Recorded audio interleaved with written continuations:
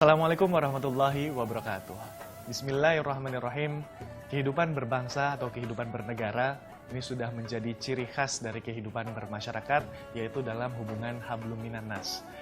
Apalagi hubungan internasional dari satu negara dengan satu negara lainnya, ini sudah menjadi ciri khas sunatullah atau takdir Allah yang rahmatan lil alamin. Bersama Profesor Dr. Kiai Haji Muhammad Sirajuddin Syamsuddin, Ketua Dewan Pertimbangan Majelis Ulama Indonesia, kita akan membahasnya dalam Risalah.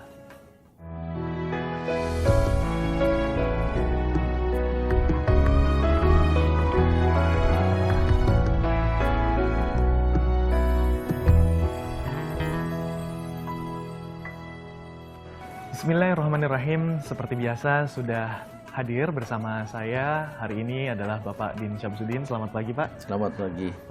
Apa kabar? Alhamdulillah sehat walafiat. Ya, alhamdulillahirobbilalamin. Pak Din, kita ini tinggal di dunia ini tentunya menjadi warga dari sebuah negara. Nah, bagaimana cara kita menjaga rasa cinta tersebut terhadap negara kita dan juga hubungan kita terhadap negara lain? Itu apakah sudah diatur dalam Islam? Ya, Islam mengatur seluruhnya walaupun tidak secara detail. Kita hidup dalam suatu negara, kemudian disebut Indonesia, tapi juga kita adalah bagian dari masyarakat dunia, masyarakat internasional, di mana terdapat banyak negara, banyak bangsa. Kalau negara kan kategori politik ya, sesuai dengan kedaulatannya masing-masing, ada teritorialnya masing-masing. Tapi kalau bangsa, nationality, ini kan lebih luas dan lebih spesifik. Ada kesamaan rasa kebangsaan. Yang satu bangsa dan bangsa lain berbeda. Itu disebut. Ada nanti ras. Ya, karena samaan ras, tapi boleh jadi membentuk bangsa-bangsa. Dan boleh jadi berdiam di banyak negara-negara. Ya. Nah, kalau konteks kebangsaan, ini sudah disebut oleh Al-Quran. Bahwa aku telah menciptakan kamu laki-laki perempuan berbangsa-bangsa dan bersuku-suku bangsa. Inna khalaqnakum min dzakarin wa untha wa ja'alnakum syu'uban wa qabaila. Aku telah menciptakan wahai manusia, baik laki-laki dan perempuan, berbangsa-bangsa, syu'ub, bersuku-suku bangsa, qabail. Allah menciptakan berbangsa-bangsa, bersuku bangsa, lita'arufu, untuk menurut terjemah yang ada saling kenal mengenal, walaupun sesungguhnya lebih dari sekedar saling kenal mengenal. Ta'aruf itu mengembangkan mutual understanding, mutual respect, mutual appreciation, saling memahami, saling menghargai masing-masing, bahwa masing-masing bangsa itu punya nilainya, punya tradisinya, punya identitas dan kepribadiannya. Maka kita harus saling membangun kasih sayang, membangun saling pengertian tadi itu. Inilah prinsip Al-Quran, prinsip Islam dalam hubungan antar bangsa di dunia sekarang ini. Kita lihat dari prinsip kemanusiaan bahwa manusia diciptakan saling bersaudara dan juga diciptakan berbangsa-bangsa. Tapi ada kecenderungan di mana kalau kita ketemu bangsa lain adalah curiga terlebih dahulu, Pak. Ini bagaimana?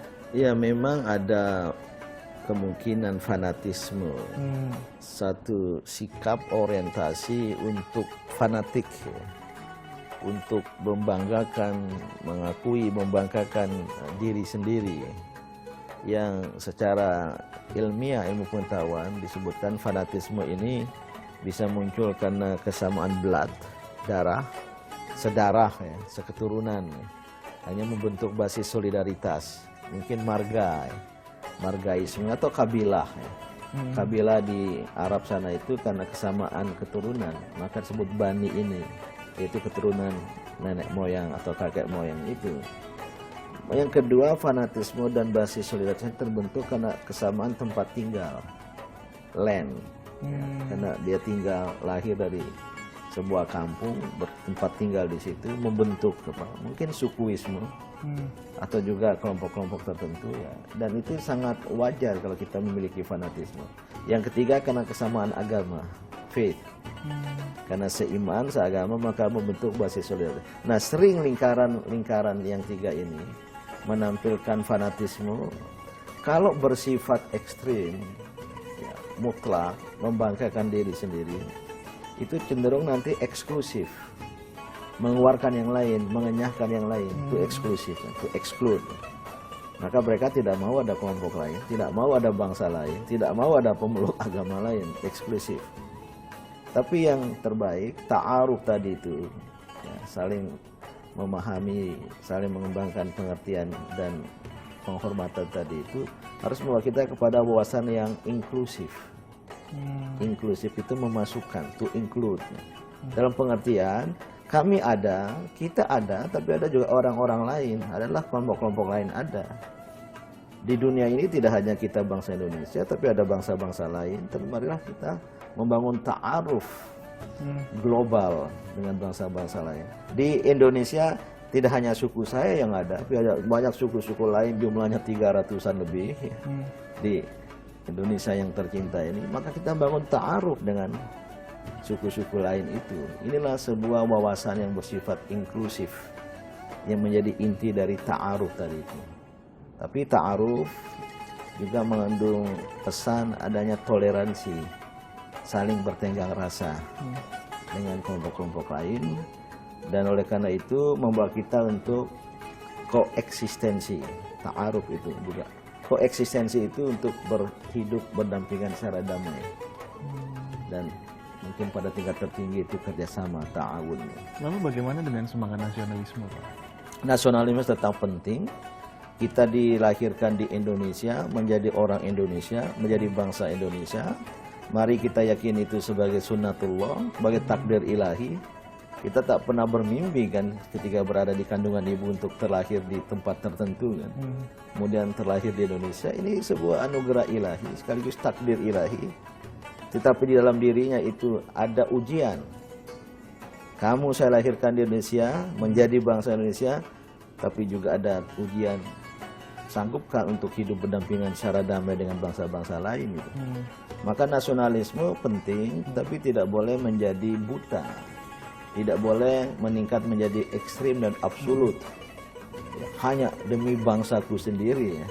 Walaupun ada ungkapan dalam bahasa Inggris, right or wrong is my country. Baik atau buruk adalah negaraku. Ya pada tingkat tertentu boleh ya. Tapi kalau terlalu ekstrim, kemudian kita menutup mata terhadap keburukan-keburukan. Kemudian jika kita menutup mata terhadap kebaikan-kebaikan bangsa lain, itu tidak akan membawa kepada kemajuan.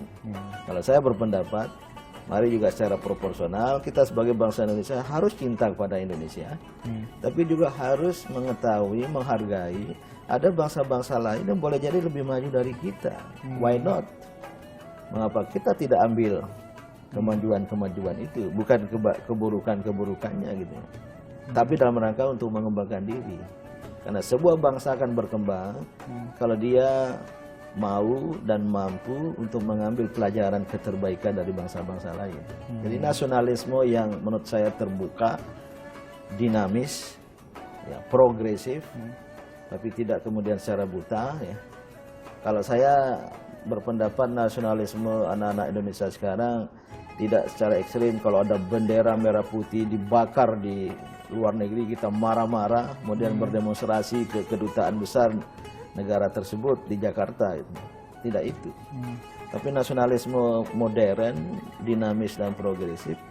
Kalau ada bangsa Indonesia yang gagal bersaing di pentas internasional, kita malu. Tapi kemudian kita terkejut untuk siap bersaing dan bertanding. Itulah nasionalisme yang aktif tadi dan ya, baik, kita akan lanjutkan sesaat lagi. Di mana manusia ini diciptakan dengan cara berbangsa-bangsa, namun ditakdirkan untuk ta'aruf atau bisa saling mengerti satu sama lain. Kami akan kembali dalam Risalah sesaat lagi.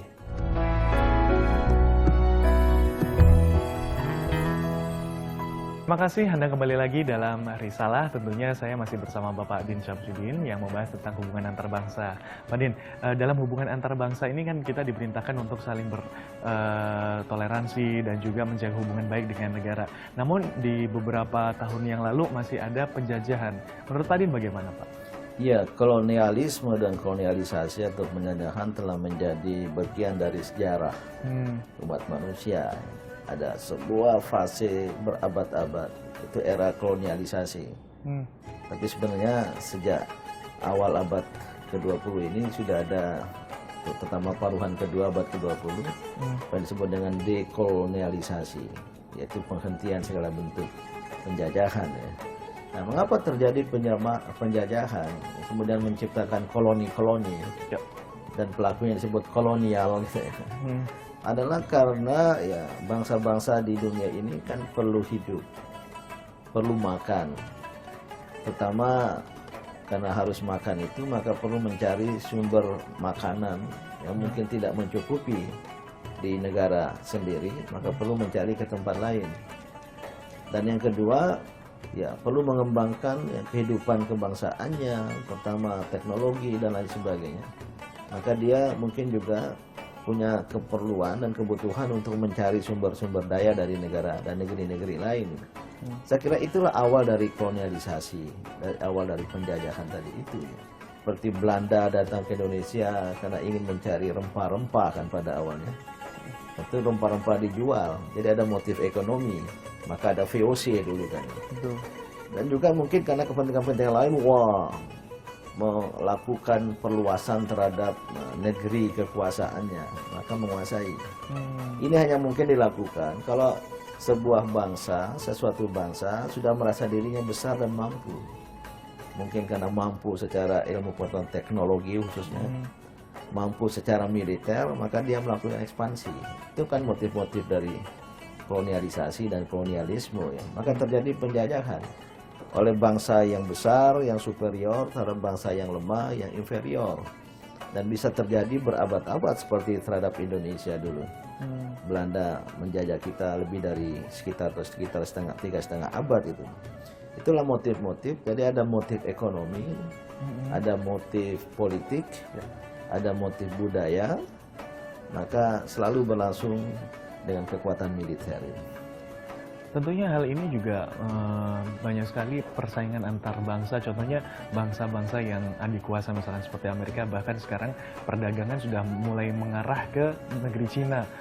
Ini seperti apa Pak gambarannya? Iya, bagaimana yang saya katakan tadi, bangsa-bangsa tertentu akan cenderung menguasai bangsa-bangsa lain, terutama karena ada kebutuhan.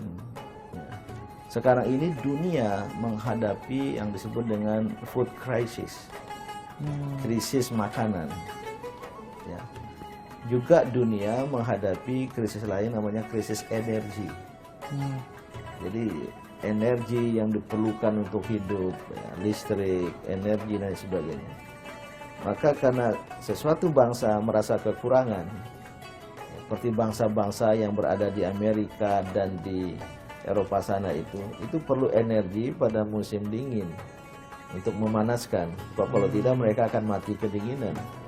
Pada musim panas mereka perlu energi untuk mendinginkan, karena kalau tidak mereka mati panasan. Sementara sumber daya energi, natural resources yang dimilikinya terbatas.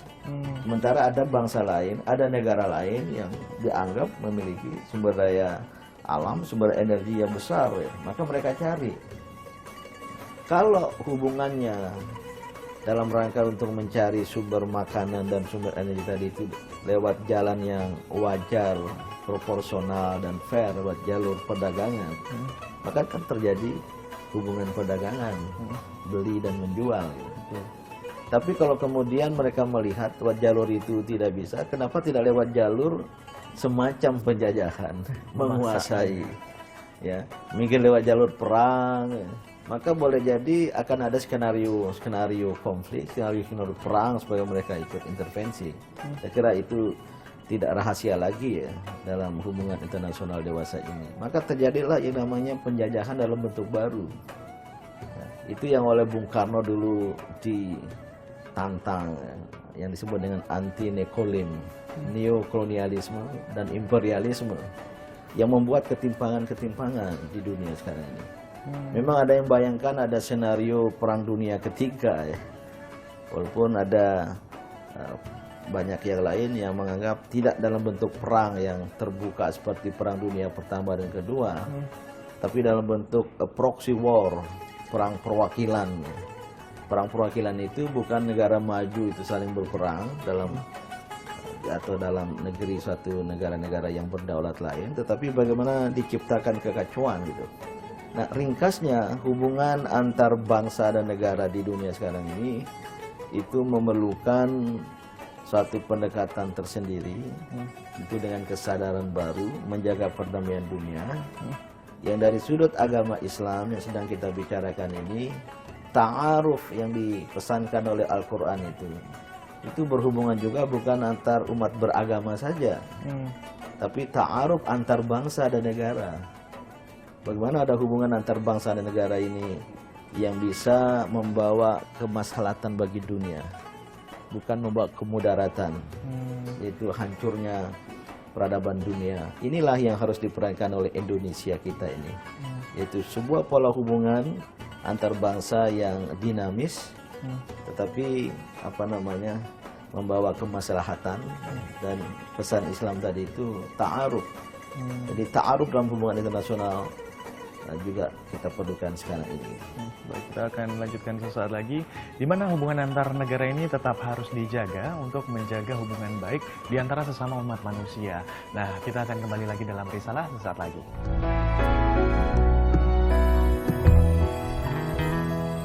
Anda masih bersama Risalah, tentunya saya juga masih bersama Pak Din Syamsuddin.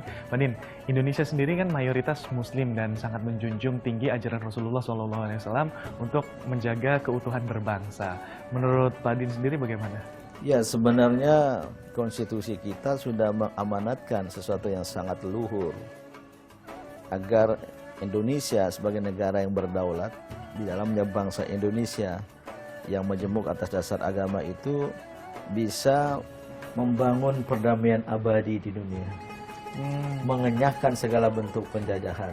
Itu kira-kira pesan dari pembukaan Undang-Undang Dasar 45. Luar biasa mulianya. Jadi mewujudkan perdamaian abadi, eternal peace, sekaligus mengenyahkan segala bentuk penjajahan. Yang kita sebut tadi terjadi penjajahan kembali itu. Maka ini menjadi tantangan dan sekaligus menjadi tanggung jawab Indonesia. Nah, sebagaimana yang sudah saya sebutkan tadi, ini bisa ditempuh dengan sebuah strategi ta'aruf dalam pengertian luas. Jadi ta'aruf tidak hanya antar manusia dengan manusia, individu dengan individu, dengan antar umat beragama, tapi antar bangsa sekarang ini ya. Itu yang sebenarnya sudah juga dinyatakan oleh pembukaan Undang-Undang Dasar kita itu, bahwa politik luar negeri Indonesia itu bebas aktif. Bebas, merdeka, tidak terikat dengan blok-blok. Dulu ada blok barat, ada blok timur, ada blok kapitalis, ada blok sosialis. Indonesia itu bebas, maka non-blok. Dan Indonesia kemudian memprakarsai gerakan non-blok. Sayang sekarang tidak ada lagi blok-blok gitu katanya. Blok timur, blok barat, tidak ada Uni Soviet, tidak ada lagi Amerika di sisi lain. Tapi dunia yang sudah sangat mencair, banyak hubungan multilateral, dan oleh karena itu bebas ini masih perlu dipertahankan oleh Indonesia, sekaligus aktif mengambil prakarsa-prakarsa. Ketika di dunia dewasa ini masih terdapat konflik-konflik antar bangsa, antar negara, ada berbagai macam konflik, 100 lebih ya konflik bersenjata di dunia dewasa ini. Ada konflik Palestina Israel yang tak kunjung selesai. Ada konflik-konflik di katakanlah di Afrika, negara-negara Afrika sana. Indonesia amanat konstitusi itu bebas aktif, membangun ta'aruf di dalam hubungan antar bangsa tadi itu, mengambil inisiatif. Dan alhamdulillah Indonesia ya relatif aktif mengambil inisiatif dalam resolusi konflik. Dulu bagaimana mendamaikan antara pemerintah Filipina dengan Moro National Liberation Front. Bagaimana Indonesia mengirim pasukan penjaga perdamaian di Lebanon, di mana lagi dulu ya, punya banyak. Dan ini adalah manifestasi tadi itu. Saya kira ini positif ya. Tapi yang tidak kalah pentingnya sesungguhnya adalah bagaimana Indonesia itu sendiri menjaga diri tetap pada posisi netral, bebas aktif tadi. Jangan terjebak kepada satu blok atau satu kekuatan sekarang. Nah, sekarang ada ketegangan di dunia, termasuk di Laut Cina Selatan, yang Indonesia berada di gerbang Indonesia itu sebelah utara ya. Yang kemudian terjadi klaim-klaim. Ada kemudian sekarang perang diam-diam antara China, RRT pada satu sisi yang juga mengklaim banyak pulau-pulau di situ. Kemudian bagaimana juga Amerika Serikat juga ingin menguasai, karena itu jalur perdagangan internasional yang sangat penting ya, Selat Melaka itu. Indonesia berada di garda terdepan ibaratnya ya. Dari pokok persoalannya bagaimana Indonesia memposisikan diri. Sebenarnya dalam Islam sendiri ada konsep yang paten nggak sih Pak untuk membuat hubungan antar bangsa? Ya, sebenarnya tidak ada yang lebih kuat kecuali pesan Al-Quran yang sudah saya sebut dari awal tadi itu, ta'aruf tadi itu. Jadi ada apa ya, sebuah kesadaran bahwa kita ini sama-sama manusia, sama-sama punya kelebihan, sama-sama punya kekurangan. Gimana ta'aruf kita itu bisa mendorong kita untuk bekerja sama. Nah, yang buruk dari bahasa ini, kalau diantara bangsa-bangsa di dunia ini menyimpan dan mengedepankan satu perasaan yang bersifat sentimen. Sekarang terjadi fobia di dunia ini. Ada Islamofobia. Oh iya benar. Bangsa Barat benci terhadap yang bernama bangsa-bangsa Muslim, maka ada Islamofobia. Bukan pada pemeluk agamanya saja, tapi sekaligus ke bangsa-bangsa yang kebetulan yang beragama Islam itu datang dari kebanyakan dari Asia Selatan, India, Pakistan. Sebagian juga besar dari Afrika Utara, Maroko, Tunisia, Aljazair, menjadi migran ke mana? Sekarang banyak juga dari Timur Tengah, dari Syria khususnya menjadi pengungsi ke Eropa. Nah, kalau ada fobia, dan juga sebaliknya, kita menganggap bangsa-bangsa lain itu remeh, lemah, look down. Ya, ini yang kemudian membahayakan dan merugikan hubungan antar bangsa di dunia dewasa ini. Saya kira antar bangsa Indonesia, rakyat Indonesia dengan rakyat Malaysia yang sebenarnya serumpun ya, sama-sama Melayu kan. Tapi kan ada perasaan yang apa ya, look down, demeaning, meremehkan. Tapi sekarang rakyat Malaysia juga look down pada Indonesia. Wah, kami lebih maju secara ekonomis, kami lebih sejahtera secara ekonomis. Ya, lebih banyak turis-turis Malaysia datang ke Indonesia, ke Jakarta, ke Bandung khususnya daripada turis Indonesia datang ke Kuala Lumpur, karena mereka punya kesejahteraan, punya kemampuan ekonomi untuk bepergian. Maka ada lockdown. Nah, ini yang tidak boleh. Ta'aruf tadi itu ya mutual understanding, mutual respect. Kita sama-sama memiliki kekuatan, sama-sama memiliki kelemahan. Pernah lihat ya kalau ada bangsa Jepang datang ke kita, apa ya, kita punya perasaan sentimen gitu. Dan jangan sebaliknya mereka juga. Nah, mungkin pesan dari episode kita ini adalah mari kita mengembangkan ta'aruf antar bangsa secara proporsional, termasuk di dalamnya bangsa Indonesia, generasi muda bangsa ini tidak perlu mengagung-agungkan bangsa-bangsa lain secara berlebih-lebihan ya. Sehingga kita kehilangan jati diri. Kita punya kekuatan, tapi juga punya kelemahan. Mari kita kembangkan kelebihan kekuatan kita itu, tapi juga terbuka untuk mengambil kelebihan. Tapi jangan kemudian mengagumkan bangsa lain. Begitu ada K-pop, Korean pop, waduh histeris semua untuk bertemu kan dengan apa? Suju, Super Junior. Kita sudah mengagumkan bangsa lain. Saya kira ta'aruf antar bangsa harus membawa pada kesadaran diri kita ini sebagai bangsa kita oleh Allah lahir di Indonesia punya kekuatan dan punya kelebihan. Tapi kita juga harus belajar dari pengalaman bangsa-bangsa lain. Ya, baik. Terima kasih Fadin atas waktunya.